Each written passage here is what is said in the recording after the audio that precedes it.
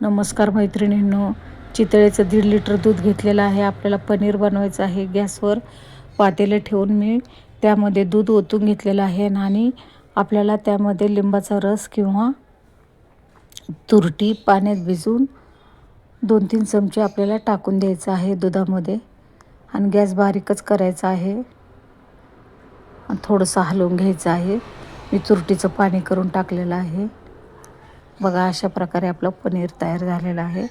आता लगेचच आपण एक कपडा ठेवून गाळणीने गाळून घेऊया, म्हणजे आपलं पनीर वर राहील आणि खाली पाणी जाईल. अशा प्रकारे आपण एका फडक्यामध्ये पनीर ओतून घेतलेलं आहे.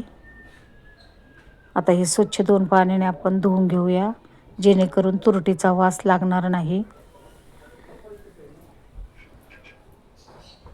आता पाण्याने स्वच्छ आपण पाणी टाकून घेतलेलं आहे. फडक्यात बांधून ठेवलेलं आहे 2-3 तास. अशा प्रकारे आपलं